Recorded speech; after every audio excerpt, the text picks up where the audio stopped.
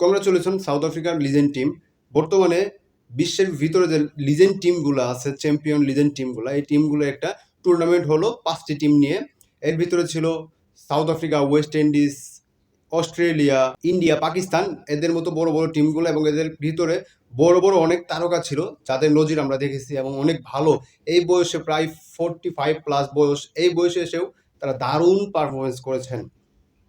এর ভিতরে একজনের নাম আমি না বললেই হচ্ছে না, তিনি হলেন এবি ডিভিলিয়ার্স। তিনি হলেন আমার খুব পছন্দের একজন ক্রিকেটার। আমি অনেক আগে থেকে তাকে অনেক পছন্দ করি এবং তার খেলা দেখে উপভোগ করি।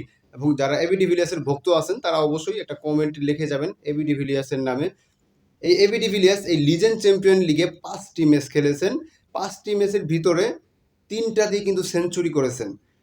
এরকম এরকম পারফরমেন্স তিনি যখন ক্রিকেটে রেগুলার ছিলেন তখনও তিনি করতে পারেন নাই, কারণ অনেক ভালো খেলছে কিন্তু 5 ম্যাচের ভিতরে 3টাই সেঞ্চুরি, এরকম নজির আমরা এবি ডিভিলিয়ার্সের কাছ থেকে আগে দেখিনি। বাট এখন এই বয়সে এসে মনে হচ্ছে যে এবি ডিভিলিয়ার্স আগের থেকে আরও স্ট্রং, আরও ভালো স্কিল নিয়ে ক্রিকেটে নেমেছে।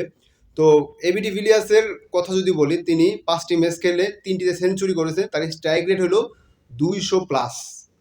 চিন্তা করা যায় একজন লিজেন্ড ক্রিকেটার, তার স্ট্রাইক রেট 200+, 5 ম্যাচের ভিতরে রান করেছে প্রায় 450-এর উপরে, এবং তার যে গড় আছে সেই গড়টা হলো 200+।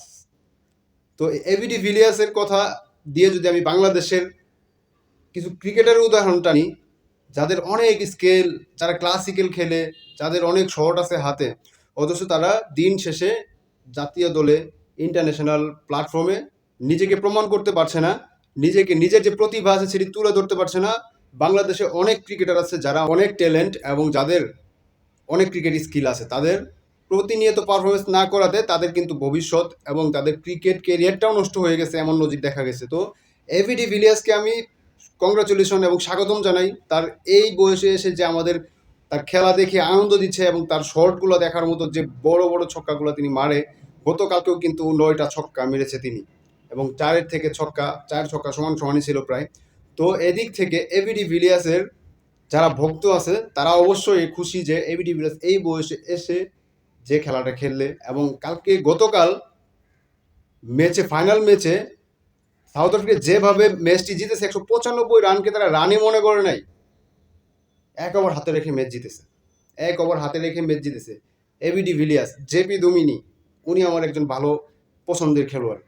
তো সব দিক থেকে সাউথ আফ্রিকায় লিজেন্ড টিমটা অনেক স্ট্রং টিম এবং চ্যাম্পিয়ন হয়েছে।